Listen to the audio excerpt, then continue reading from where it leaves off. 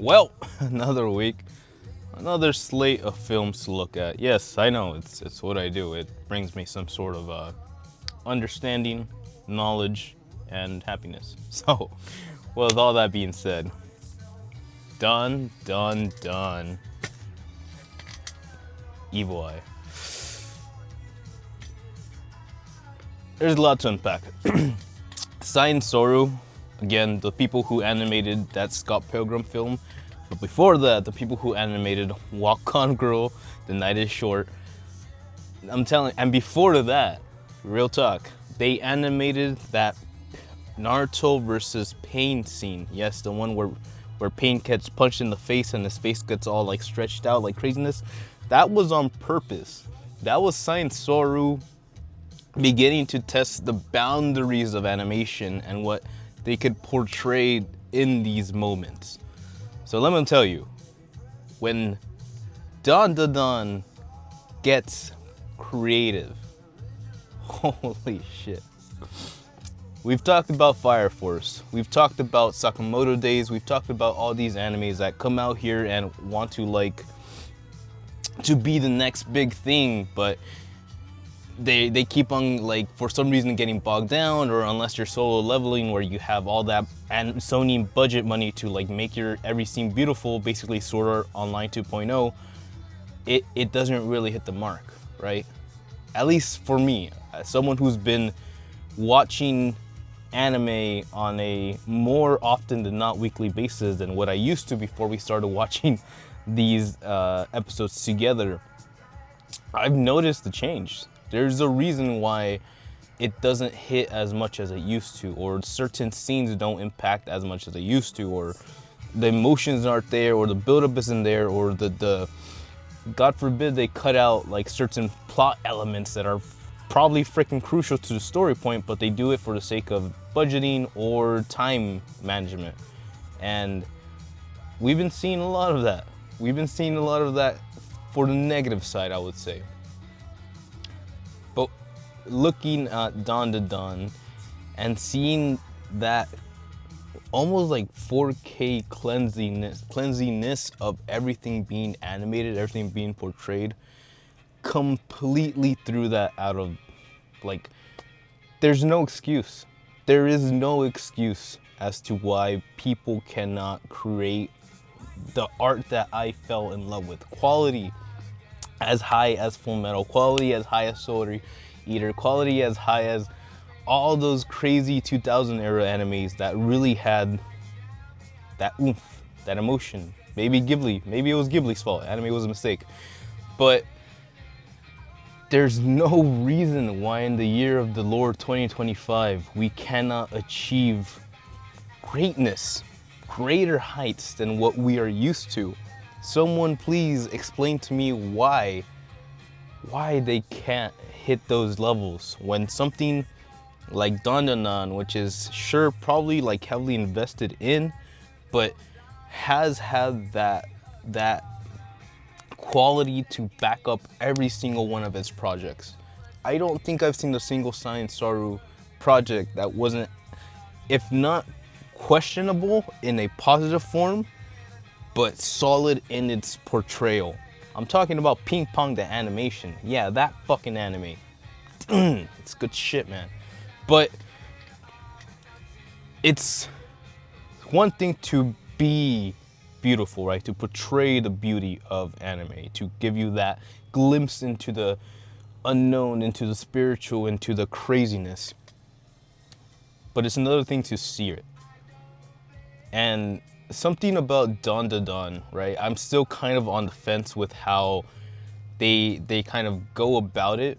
We know from the first episode that there is a implied, let's call it crepe scene with Momo in the very beginning, and I always remember things. I keep an ear to what happens. But I remember being at a watch party for Don with the mates, and one of the female mates in the background was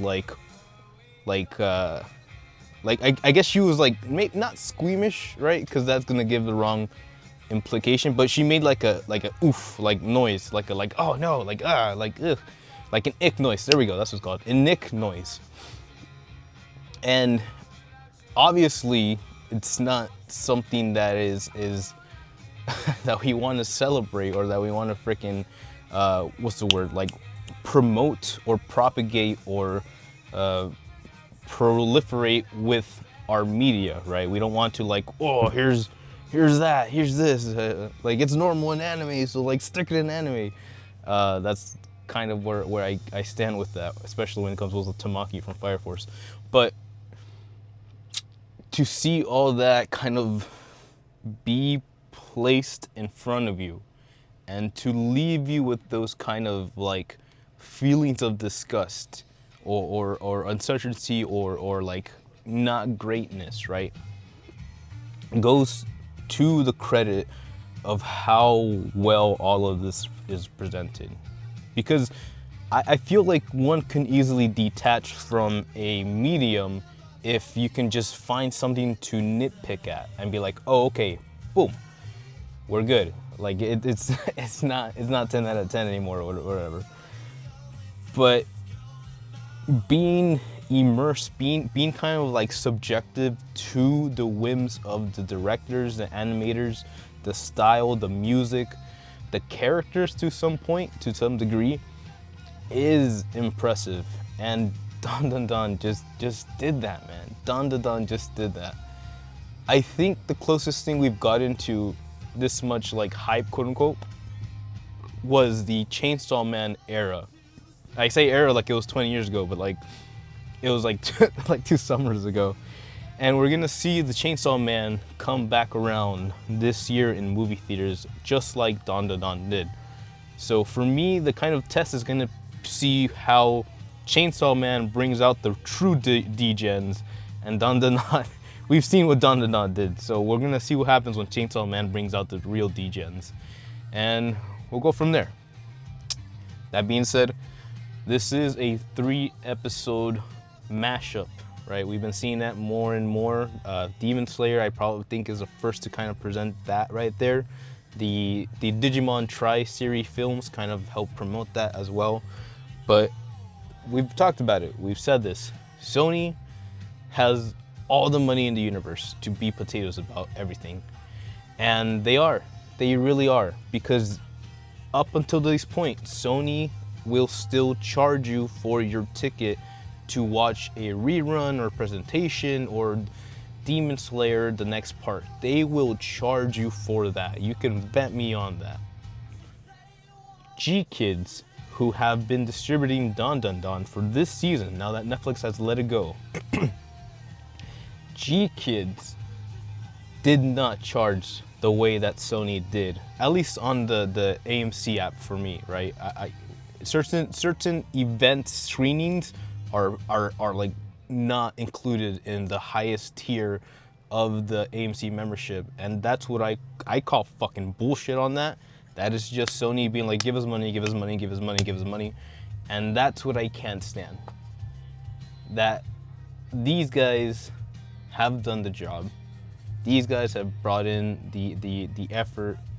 Sure, they don't have Aniplex Music Studio Productions to proliferate this brand new band from Bocchi the Rock, but the music is a banger, man. The animation is freaking tight. The story, it looped me back in. I don't think I finished season 1 of Don Don Don. Not because I didn't like it, but it's just like, oh, okay, it's good, it's big, but it's not finished yet. We're gonna wait. And then jumping into this was like, bam. Okay, I should. If they do a good job of speeding you up, that is what the first part of this film is supposed to be, a little recap. But it gave me a good vibe of like, yo, okay, this thing's the stuff. Is we're building up to something. It's not just Chainsaw Man and it's not just cutting off. We're building up to something, but something is gonna be that interesting thing. They have proven that they're not gonna shy away from the hard topics when it comes to crepes and making crepes. And while that does make me just slightly uncomfortable, I think that's why they are doing this. Not that they should, not that they can, not that they will, or blah blah blah, but that they are doing this. And I want to say that it comes from a like a humane place. That's a very hard line to walk. But again, knowing the problems is how we find solutions. So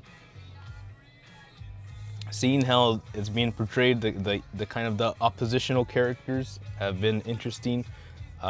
We've got a small rural town, and with this kind of like family that's been operating in the shadows for years, and kind of it gives you an interesting perspective on how these people who are kind of like pretty shitty and very twisted in their own right kind of end up this way, or how they find themselves in power. It's there's a couple of theories out there, and there's a couple of books out there that really explain why those type of people kind of fill in the holes that society, the gaps in society, and take advantage of the people around them. But it's it's still cool and still interesting, and still a fascinating portrayal of what this looks like in a bodacious, weird, bizarro world of dun. And that's where my take lies at. Very cool, very fun. I enjoyed the watch. People in there were having a good time, and it's okay. And yeah, if you haven't had a chance, I think you can still sneak in there and get a little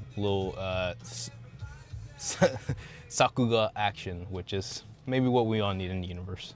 But go check it out. Dandadan, The Evil Eye. Also coming into the anime series very soon. We might do a review about it, so hey, stick around. Debo, he's doing the thing. You got Bruce Lee lady over here. What the fuck was this? Can't believe you've done this.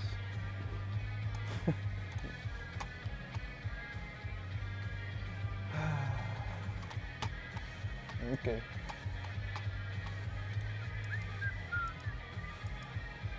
What is wrong with you?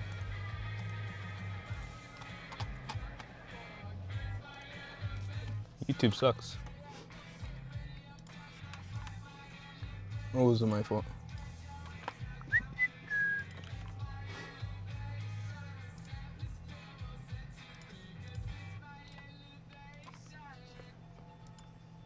Sokada. Dangerous animals. Sharks.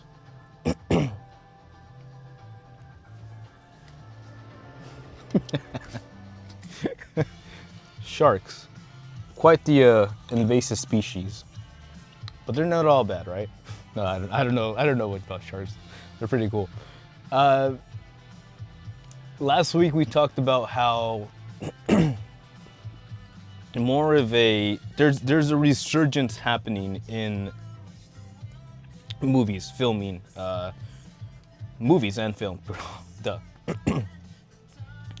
We keep on seeing these, I'm gonna call them rando companies, because again, I don't know that much about which specific financiers finance movie productions and blah blah blah blah blah. But when you see the Shudder logo at the beginning of the film, or when the producer credits roll up, like all those little names that like pop in before the movie starts, when you hit number 5, that's how you know. That's how you know.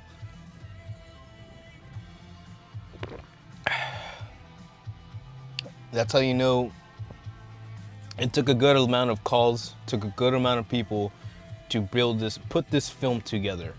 What does that mean? It means that these are creative, different, unique stories, scripts. Maybe they're not all that great, right? They could always be super far off and all that.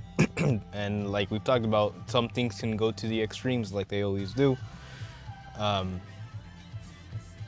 But for comparison, the last Shudder film that kind of spooked out pretty well was, I believe, a film called Midnight with the Devil, like a midnight TV show host with the devil. Late Night with the Devil, that's what it's called. And damn, that was interesting. That was different, that was cool.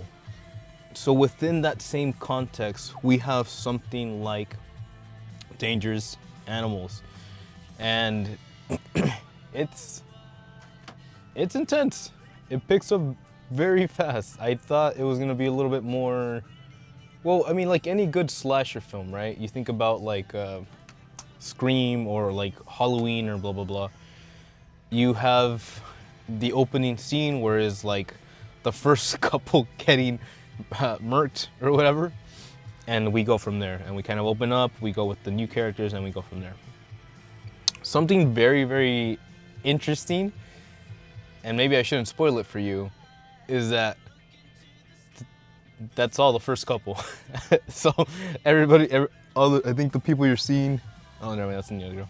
So like a couple of people that you hang out with for like the first 10, 15 minutes, and that is a strong way to end that, right?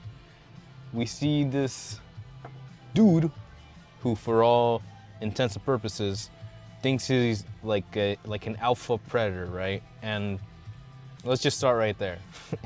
If you have to tell people that you're an alpha predator, you're not an alpha predator. It's just the way it works. But this dude is out there doing his Freddy Krueger shit, or his Jason Voorhees shit, and it's interesting, right? It picks up in a more like surfer base. Oh, Australia, that's where we're at. Australia. Okay, so here we go. People have been saying that people are not filming in Los Angeles anymore. They're outsourcing filming. That's why Hollywood is going no bueno. I kind of see it now. If these types of films that are like out of the box, that are thinking outside of the box and kind of like going super creative about it, need to be filmed outside of Los Angeles, then that makes sense why freaking Trump and his big ass orange head wants to put tariffs on the film industry. Who does that affect? People who just want to fucking make their films. It's not that hard. But it's not that hard to understand. Yes, it is very fucking hard to make a film. So what they have presented, what they have produced, is essentially a horror slasher, almost Sawsy-like. You have like a hostage situation going on with that vibe, but they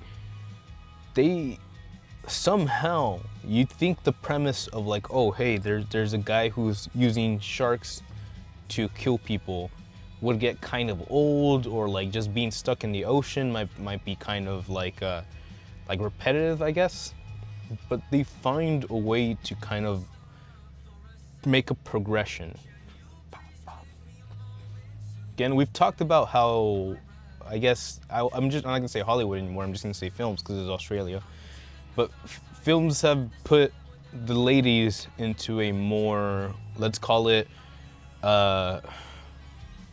productive, protagonistic role, and that's great. We're about it. So, seeing this protagonist, female lead, be in this situation, right?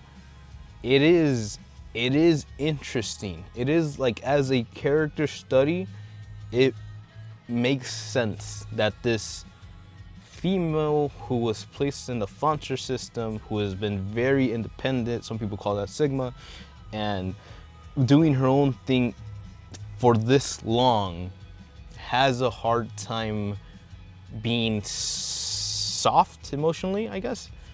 And by that extension, she's a fucking badass. And I don't say that quite often. There's nothing saying that no woman can be like out there cooling, right? We've talked about female assassins and how disturbingly good at their job they are. But it has to make sense, I think, right? Too many times in these moments, like, we get like this randomness of like almost like a character change, and yes, while you can argue that is the character developing, it almost doesn't feel natural. It almost feels like forced upon us. Seeing this story and the female, not her, she's again, they die, spoilers. Seeing her step up to the challenge, I don't want you to think that like I'm like when you see this chick pop up on screen, you're like, oh shit, that chick's got problems, but she's got solutions, dog. You see her do her thing, man. It's very impressive. Yes, there is a dumbass male, what's he gonna call it? Like a, I don't want to call him dumbass, but there is a slower male support role. And while normally I feel like America would have made him like David and Lilo and Stitch, like the dumbass male character, he at least has some stuff going for him. And like I respect and I appreciate that they give him like the supportive role, while even though he is still trying to do the manly thing, which is rescue the princess, quote unquote. Wahoo! So it's cool. It's cool. It's again, it's not like, it's not putting something disbelievable and just going like, here, take it. This is what's going on, because it's my story. But it feels like someone genuinely had something to tell, and they had certain characters in mind, and they had this natural progression of like, oh shit, oh, thank God. So honestly, it was a blast. This was a blast. I loved it. It was, aside from just seeing like scenes of the ocean, of like waving and surfing, aside from seeing these cool sharks on screen, aside from freaking like being terrified for this young lady who just deserves to be hugged and deserves to be loved. She just deserves her fucking pancakes that the boyfriend made in the morning, man. Come on.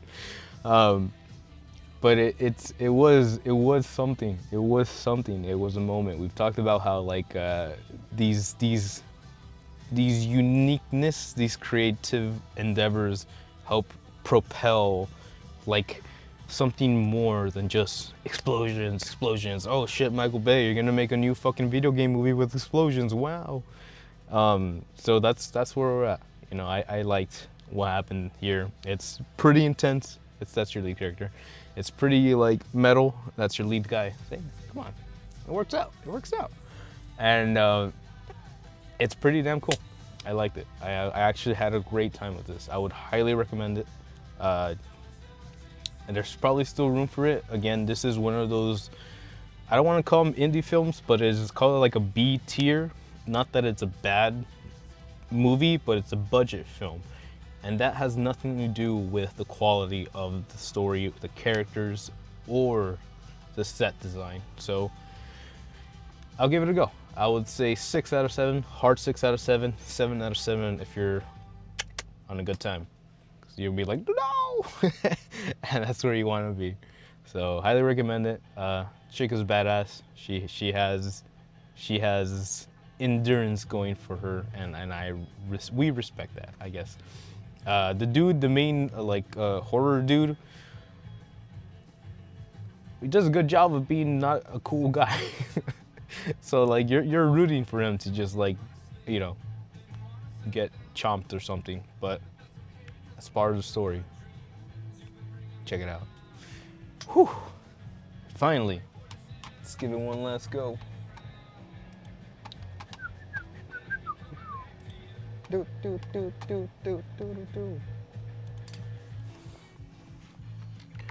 No, it's a shark. Shark. Yes. Yes, sirree. The phony? It's like Phoeician Scheme. Phoeician Scheme. It's a Wes Anderson film. And that should tell you a lot without saying much.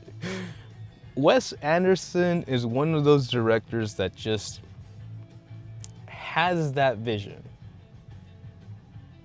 Had that vision. Unfortunately, I would say that in his later productions, it does almost feel like we're losing that spark of uniqueness. And I think that's what most people would consider a Wes Anderson film, is that it is unique.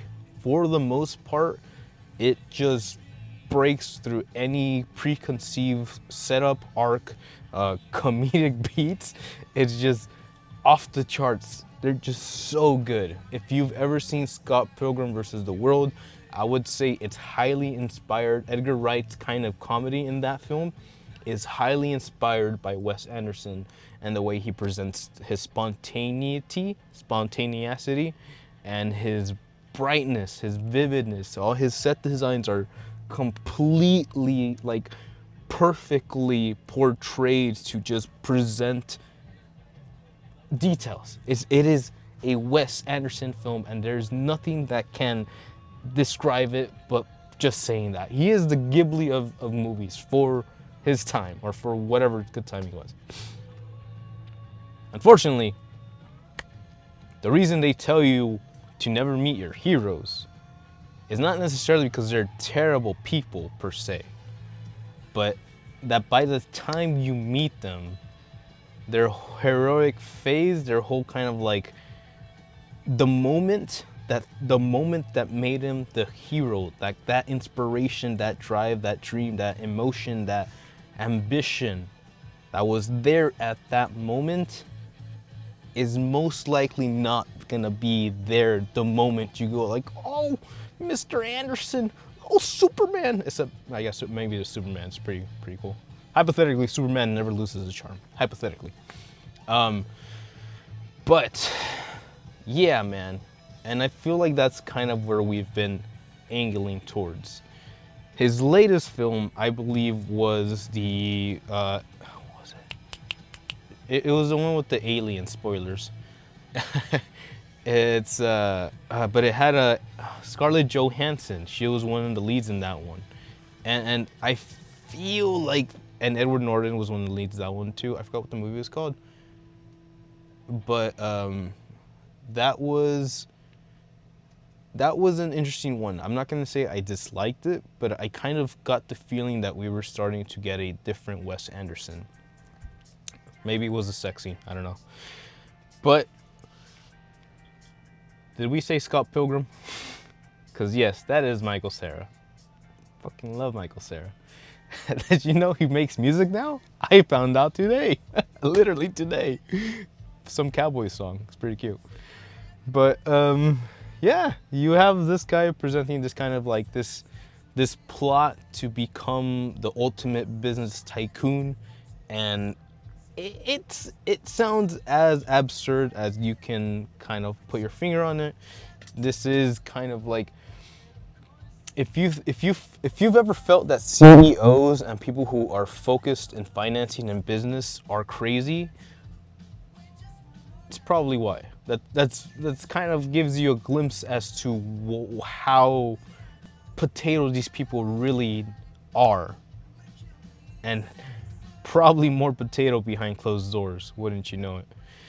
But it had its funny-ish charm moments. I think the most that I laughed was the part where Bryan Cranston, yes, that's right, Mr. Breaking Bad himself, and who was the other old guy? Cranston and they show up. Oh, and Tom Hanks, fucking Mr. Woody, the sheriff himself. We're out there playing basketball out of fucking nowhere. And again, it's just like, while that was probably the funniest part, it also probably had like the least to do with the story, beat-wise.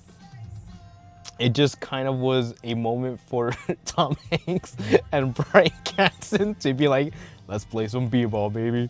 And okay, I took it. Like I think that's also kind of the appeal that at this point Anderson has gathered enough like A top listers to just kind of like dick around.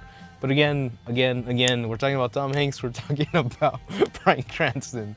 I think they're like kind of done with being serious acting. They're like, hey, let's just do random shit. Which is, again, is their prerogative. It's fine. No, there they are. Is Bryan Cranston? That's the guy that sells meth. It's their prerogative, but it's also like, it also feels like, hey, you guys just wanted to play basketball and get paid for it. So here we go. So again, that is kind of like the new age of, yeah, that is the new age of these films, this Wes Anderson films. The fact that Scarlett Johansson was in the latest one, or the one before this one, probably sort of put like the name before the cart, and that felt less Wes Anderson in this generation. But again, if this is where we're at, if that's who he is now, I'm curious. I'm not gonna say that this was my favorite one. It's cute. I would say it's pretty cute. Cranston and I don't know her name, I'm sorry, but they do a good job of kind of like working together. That is their arc, working, bouncing off of each other. And Benicio del Toro, which is the new player, I believe. He's kind of fresh to the Anderson circle. I would say he has the most, he has the most, charm is not the right word, because he's the guy you want to be like, oh, this fucking guy. But he does it with such conviction that you accept that that is his character and that he's not going to change, and that you just need to go with it, because it is a Wes Anderson film. So yeah, the Phoeician Scheme, interesting, funny, witty, just like any other Wes Anderson film. But I think at this point we're starting to see his age show a bit more. And I'm sorry, I don't want to be like that, but hey, that is life. That's just the way it works. I hope he kind of like takes something from this. I think he was like, he puts out a knife, brings a knife to a gunfight. I think he was going somewhere with this. And like, again, like, we appreciate his presentation, his ambition, his design, his portrayal. Woof! There he goes. That's Woody.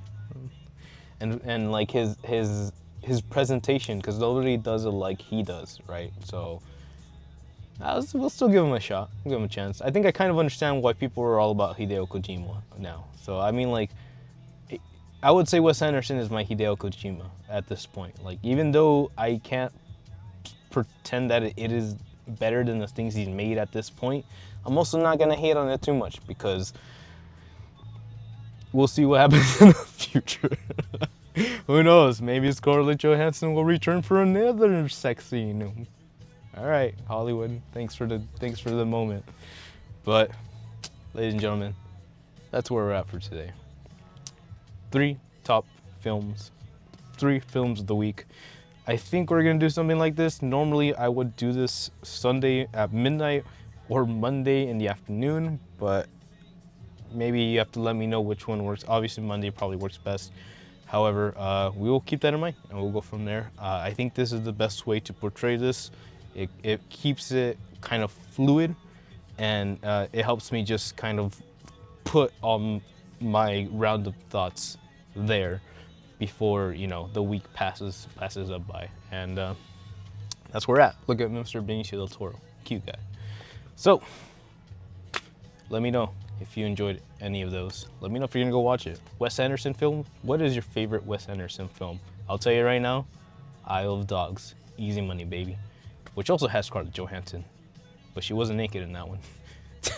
So, yeah, and definitely go check out Dangerous Animals. That's kind of crazy. Again, please support the smaller films. Maybe we're outsourcing from Hollywood, but hey, when there is competition, there is excellence. So let's show them that there is something more to prove, something more to do than just explode for the sake of spending money and showing your tits off to the camera, Sweeney Todd, or yeah, Sydney Sweeney. Seriously. But hey, that's it for me. Those are them hot takes. And if you like that, If you liked us, be cool. Hang out. Subscribe. And I'll catch you on the next time. We're actually playing Baldur's Gate 3 very soon, so if you're around, check by and check that out. Ooh, Baldur's Gate. But hey, ciao. Matane.